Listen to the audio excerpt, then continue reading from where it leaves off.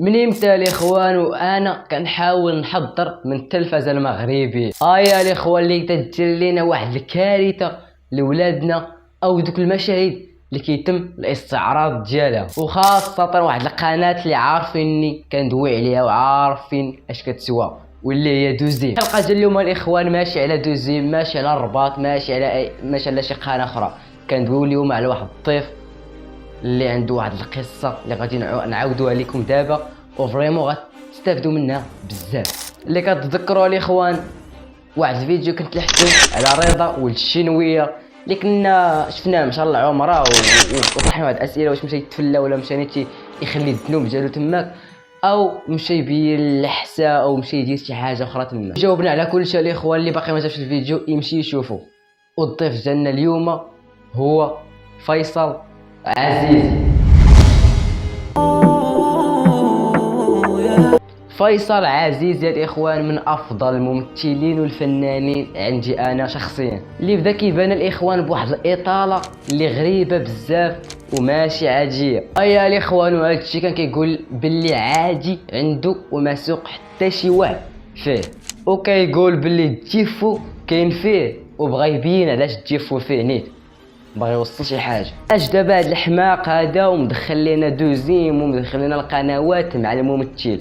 غادي نوصل لكم واحد الميساج اللي في اي فيديو الاخوان ضروري كنوصل لكم ميساج مهم بزاف. الممثلين الاخوان عندهم دور كبير، لا الممثلين لا الكويريه لا، يعني اي فنان كبير ودايرين الناس قدوه عنده دور كبير في حياه ديالنا. حياتي وحياتي. كيفاش زيد تشرح لنا؟ ما فهمت.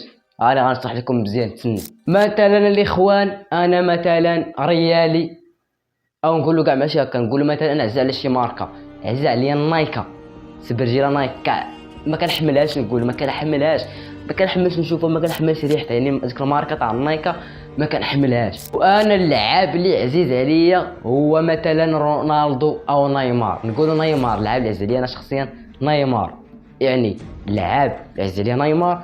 والماركه اللي ما كنحملهاش في السبرجيلات هي النايكا. دابا كلشي مزيان. الشركه ديال نايكا قررت انها دير اشهار المبيعات ديالها، مشاو يجيبوا نيمار. انا نيمار عزيز عليا، جابوا نيمار داروا اشهار. داك نيمار كيهضر على نايكا وكيهضر كيقول بانها زينه وخاصها تشرى وخاصها، يعني نيمار لابسه، بقى لابسه نيمار. انا الاخوان اش غادي ندير؟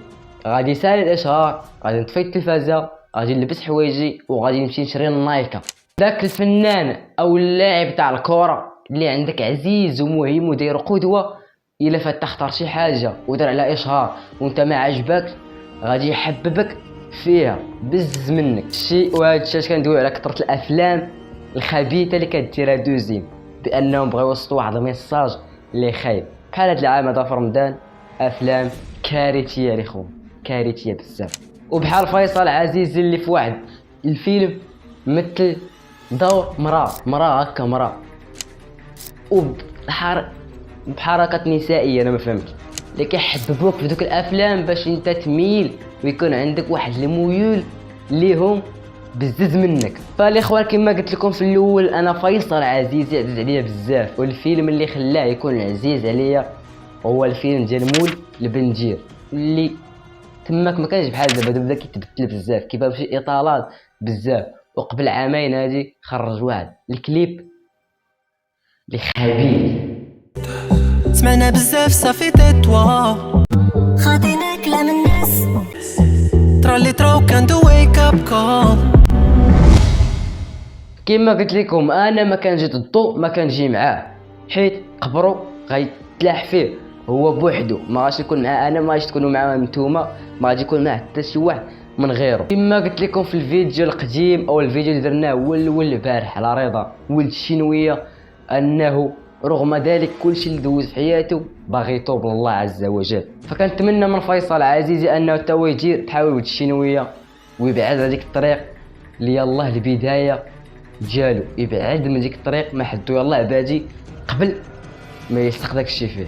هادي كانت نهايه تاع الفيديو الاخوان. كان معكم الياس باستير، تهلاو ليا في راسكم.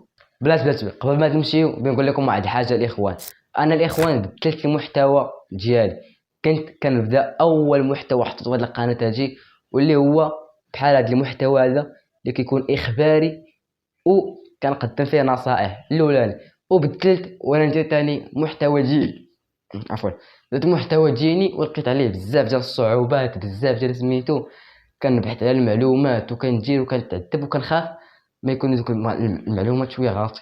داكشي اللي خلاني انني نتراجع ونرجع لمحتوى جديد، او نقول المحتوى الاولاني ديال البدايات ديالي واللي توحشتو بزاف. فكنتمنى انكم تدعموا هذا المحتوى هذا زوين، وبلا ما تمشيو تدعموا المحتويات الخبيثه، دعموا داكشي اللي كيفيدكم.